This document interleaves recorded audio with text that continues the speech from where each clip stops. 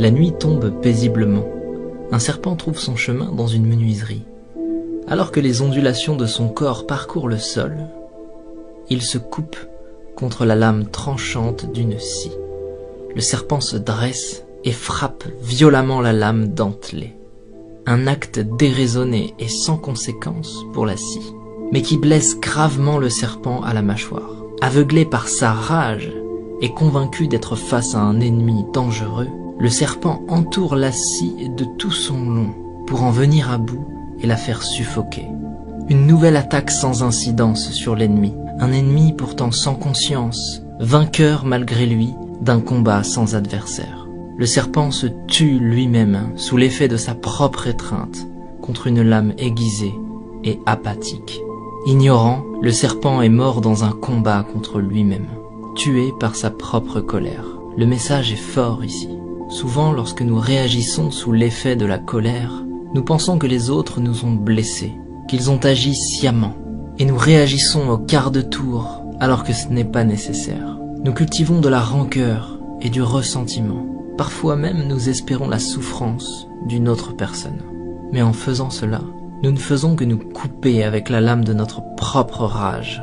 Et cette énergie malsaine que nous déversons autour de nous n'atteint personne d'autre que nous-mêmes.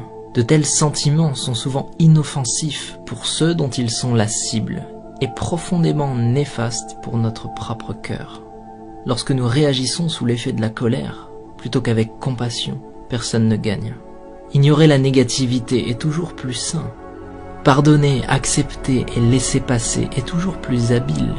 Se concentrer sur la création plutôt que sur la destruction est toujours plus sage. Et il est plus noble de bâtir la vie que nous voulons, plutôt que de chercher à détruire celle que nous ne voulons pas. Si quelqu'un se comporte mal avec nous, plutôt que de réagir avec agressivité et violence, peut-être devrions-nous comprendre ce qui est en train de traverser cette personne et faire preuve d'écoute et de compassion.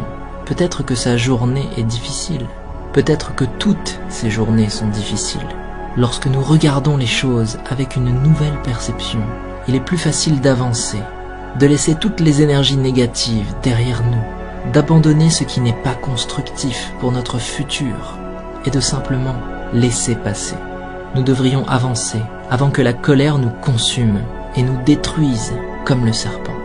Ne réagissez pas, montrez de la compassion, ne ressassez pas, avancez et restez concentrés sur l'élaboration d'une vie meilleure, pour vous-même. Ainsi s'exprime la métaphore du serpent et de la scie. Une petite histoire facile à raconter et que tout le monde peut s'approprier.